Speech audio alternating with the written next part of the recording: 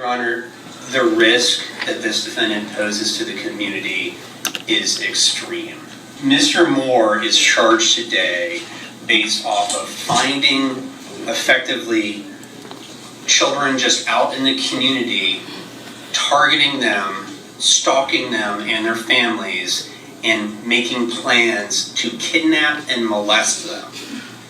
This includes developing a plan to use trazodone to drug the children of his acquaintances, and at one point even having a conversation about drugging that entire family so that he gets access to these children.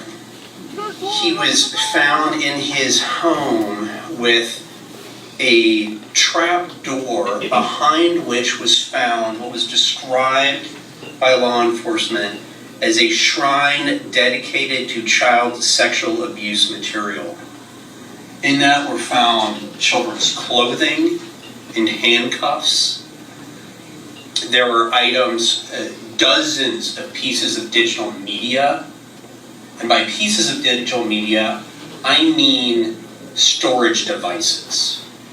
Dozens of them found in lock boxes behind that trap door, some of which were secured with a code that's affiliated with defendant's phone number. Now, one of the issues that came up in the investigation was Mr. Moore's obsession with this family that he just found online. This corresponds also with some of the abuse materials found in his possession that focus on children just on the street, children getting on the school buses, children walking past his home.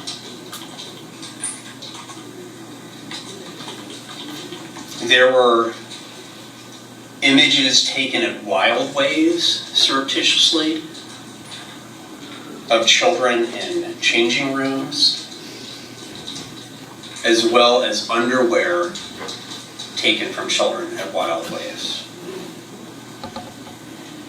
Now, the state's concern about the risk that this defendant has to the community isn't just about the possession of the items, but also the planning.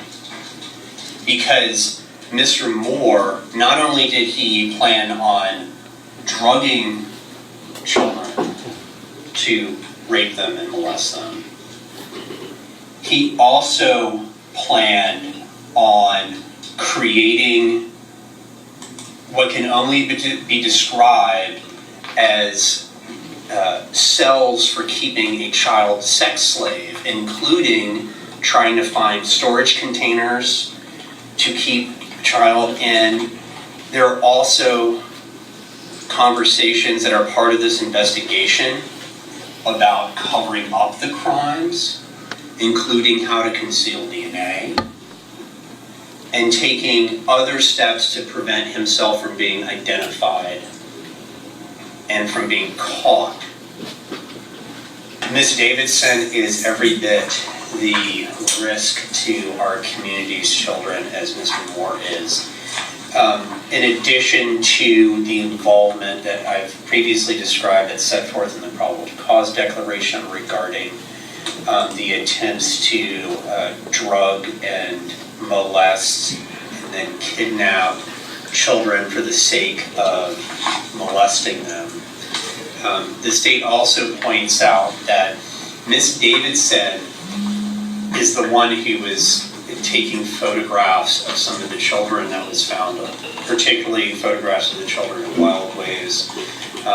There's also communications in the investigation where she's taking photographs of some of the children in the community clothed, but children in the community getting on school buses, walking down the street, that sort of thing, and providing that to Mr. Moore as part of their plan for identifying children.